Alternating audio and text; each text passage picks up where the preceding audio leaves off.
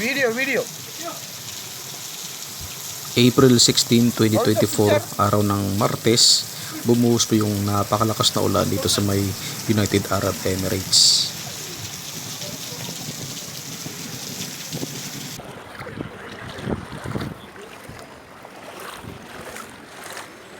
Araw ng Miyerkules, April 17, 2024, natapos na po yung pagbuhos ng napakalakas na ulan dito sa may Sharjah, UAE.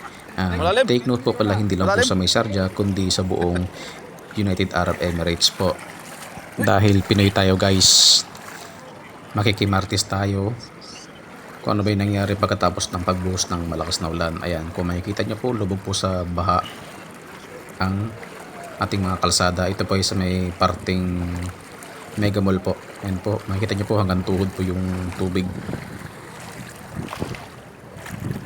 Ayan guys, grabe oh, pang 2 araw matapos yung malakas na ulan. Ayan, lubog sa baha yung Sharjah, yung lugar namin. Ayan, halos umabot na po sa bewang ko yung tubig. Ayan po, sarado yung mga mall, may mga grocery store na bukas. Ayan, pero karamihan ng mga establishment ay sarado. Ito guys, araw ng Huwebes, April 18, 2024. Ito po ay sa may parting day to day sa may Mahata Park. Ayan po, kung makikita nyo po yung tubig ay hanggang bewang na po. Araw ng Biyernes, April 19, 2024. Ayan, kung makikita nyo po ay medyo bumaba na po yung tubig. Meron na po tayong nalalakaran.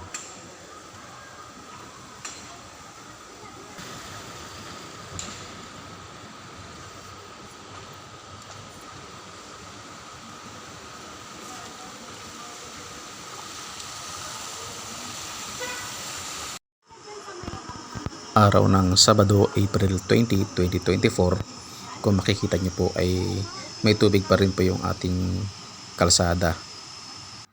Araw ng Linggo, April 21, 2024, meron na pong mga truck na sumisipsip ng tubig, kaya kung makikita nyo po ay unti-unti na pong nawawala yung tubig sa ating mga kalsada. Araw ng Lunes, April 22, 2024, lubog pa rin po sa tubig yung ating mga parking area.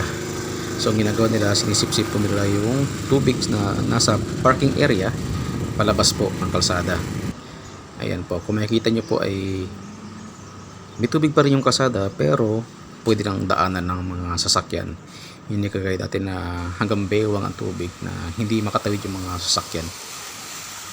So kung makikita nyo po guys, kulay green na po yung tubig. So stagnant na po yan, medyo may amoy na po.